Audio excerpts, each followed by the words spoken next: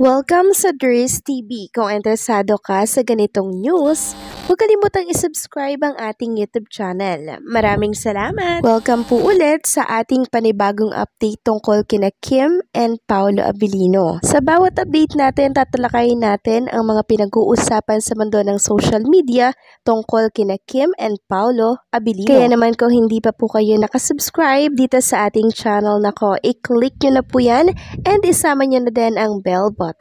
So, ayan, welcome back again sa ating YouTube channel mga ka-Kimpaw, and sa update natin ito, ang pag-uusapan natin ay tungkol sa mga importanteng kaganapan kina Kim and Paolo Abilino. So, importante itong pag-uusapan natin mga ka-Kimpaw, kaya sana po itapusin ninyo ito hanggang sa dulo, okay? Pero bago po ang lahat, narito muna ang mga napili nating komento patungkol po yan sa naging previous update natin. Una komento mula po ito kay Yoli Garcia. Sabi niya, mabuti ngang nabuwag ang Kimpaw para malaman ni Paolo na di siya kawalan kay Kimi. Ang dami niyang issue pagdating sa babae at paasahin din lang naman yan si Kimi. Kaya siguro umaagwat na si Kimi at siguro nararamdaman din ni Kimi na walang kahihinatnan ang relasyon nila. So maraming salamat sa komento, Ginang Yoli Garcia.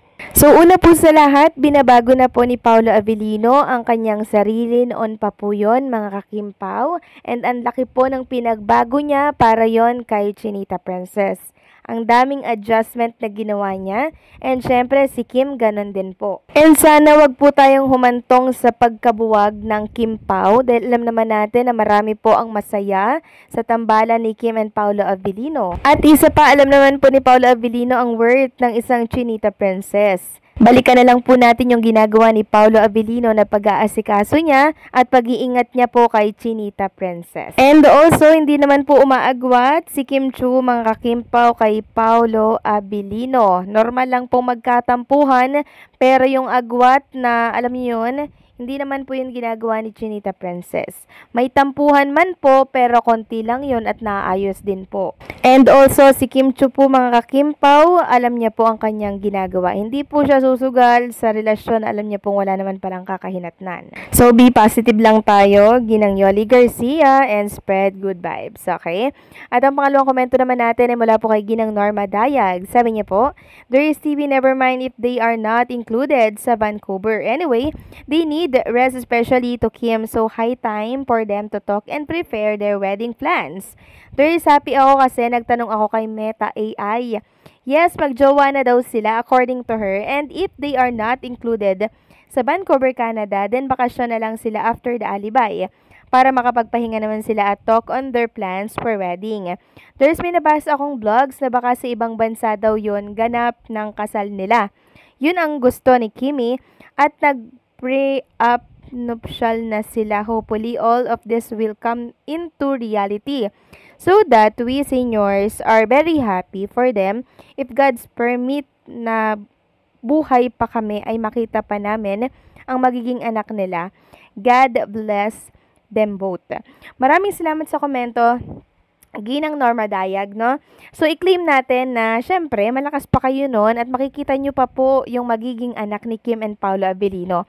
Be positive lang tayo. At tungkol naman po doon sa kasal ni Kim and Paolo Abilino sa ibang bansa, well, mabuti kung ganun. Pero mas maganda sana kung dito po sa Pilipinas para syempre makapunta yung side ni Paolo, yung side ni Chinita Princess, 'di ba? Yun ay suggestion ko lang naman. Pero kung yun yung balak nila sa ibang bansa, bahala po sila. Basta ang sa atin lang, makasal sila, masaya na po tayo doon, no? So maraming salamat sa komento, Ginang Norma Daya, God bless, and mabuhay po kayo. So ipapakita ko po sa inyo mga ka-Kimpaw, itong naging shooting place ni Kim and Paolo Abilino. Kanina po yan, araw yan ng Lunes.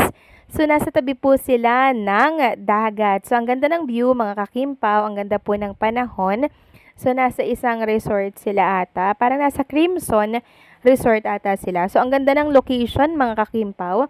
And, ano kaya yung ganap dito, no? Dito kaya nag-date si Kim and Paolo Abilino or si Vincent or itong si Stella Marie, mga ka-Kimpaw. Yan yung dapat nating alamin pag nilabas na po itong The Alibay dito sa national television. Next topic naman, pag-usapan natin mga kakimpaw ang tungkol dito sa picture ni Chinita Princess na pinag-uusapan ngayon sa X.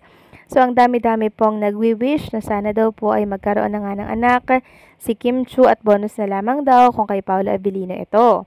Sabi nga po dito, I wish this for Kim. It doesn't matter anymore whether it's Paolo or not. I just hope she settles down soon.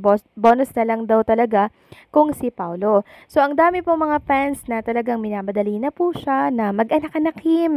Mag-anak ka na kasi ito yung dream mo, diba? Ito yung wish mo na magkaroon ka ng anak na look alike mo. So, ramdam ko yung pressure, no, kay Chinita Princess. At alam ko at napipil ko na gustong-gusto na talaga ni Chinita Princess. Pero, syempre, mga kakimpaw, it takes time po. Hindi naman po pwede yung magpadalos-dalos, diba? Ganun po kasi si Kim Chiu, mga kakimpaw, talagang pinag-iisipan niya pong mabuti kung tama ba yung magiging desisyon niya na mag-aanak na siya, na ikakasal na siya, no? Yan po siguro yung pinag-iisipan niya pong mabuti. Hindi siya yung padalos-dalos. Next topic naman mga kakimpaw, pag-usapan natin itong nangyari po kanina, no? Dito po yan sa X.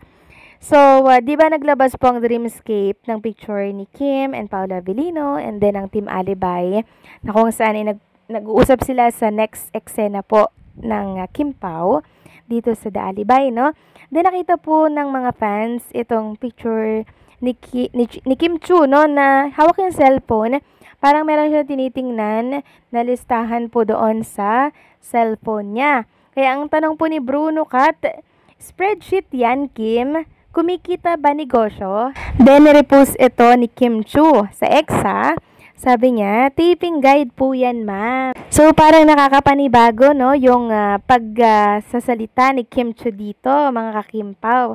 Parang hindi si Kim Chiu yung nag-type ng naturang message or yung caption, mga kakimpaw. Kasi si Kim Chiu usually daming emoji, tapos hindi po yan nagmamam, 'di ba? Kung kayo ay Kimpaw fans matagal na alam niyo po at kilala niyo po si Kim Chiu kung paano po siya mag-repost, mag-retweet.